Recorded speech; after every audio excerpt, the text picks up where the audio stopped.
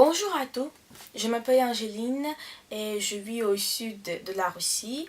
Et aujourd'hui, dans cette vidéo, je voudrais vous proposer 6 choses lesquelles pourraient intéresser l'étranger en Russie. Voilà.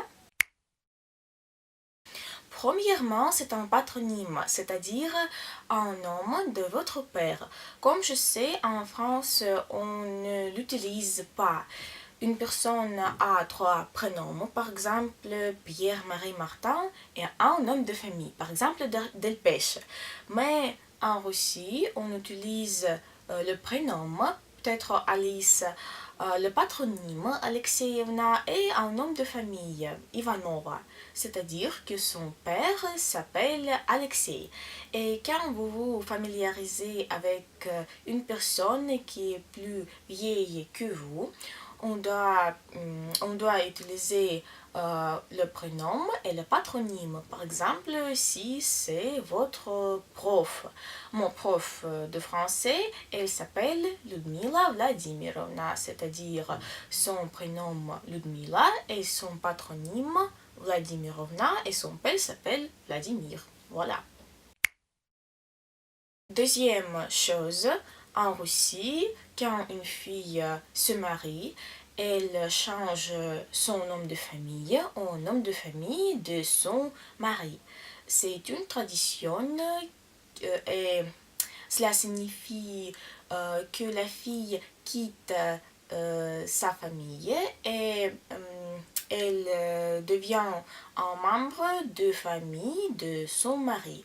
Elle change son nom de famille dans tous les documents et c'est assez difficile. Et elle commence à se présenter par le nom de famille de son mari. Encore un fait assez intéressant, à mon avis, qu'en Russie, on enlève toujours les chaussures quand on entre dans la maison ou dans un appartement. Parfois même, on peut vous proposer les pantoufles pour les invités. Et je pense que c'est normal parce que dans les maisons, on peut être chair parquet ou tapis et pour tout ça reste en bon état, on enlève les chaussures. Et pour moi, c'est assez bizarre qu'en Europe, il n'y a pas de cette petite tradition parce que je ne peux pas imaginer combien de salles il y a dans les maisons ou dans les appartements pendant un automne ou pendant un hiver. Je ne sais pas. Et si nous continuons le thème des invités, voici encore un sujet peut-être assez intéressant pour vous. En Russie, quand vous rendez visite à quelqu'un, il est considéré de bonne manière d'apporter quelque chose pour le thé. Cela peut être un petit gâteau ou une boîte de chocolat. Et à mon avis, cette tradition est assez gentille. Assurez-vous également, si en Russie, vous venez chez votre ami, on vous demandera, voulez-vous manger? Et ce n'est pas seulement de la politesse, si vous dites oui, vous serez nourrir et cela est considéré comme normal. Aussi très intéressant que les Russes ne fêteront jamais son anniversaire à l'avance. Je ne sais pas pourquoi, mais je peux dire que si vous essayez de féliciter une personne russe avant son anniversaire, il ne vous comprendra pas avec tout ça.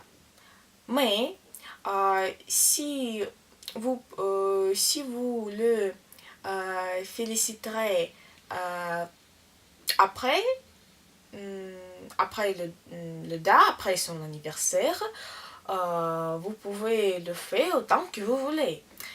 Et c'est assez, je ne sais pas comment ça dire, euh, pas bizarre, euh,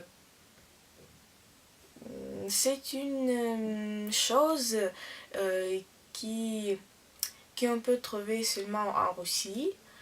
Et il y a aussi une situation quand on organise deux fêtes, une pour les parents, les oncles, les tantes, les cousins, les cousines, mais vous comprenez. Et, et une autre fête pour les amis, les copains, les camarades, etc., etc. Et je pense que c'est une bonne idée parce que réunir tous ces gens, c'est pas toujours bon. Voilà. Et c'est la fin de ce vidéo.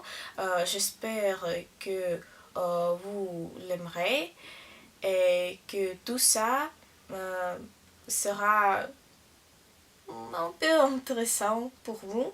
Merci pour votre attention. À bientôt.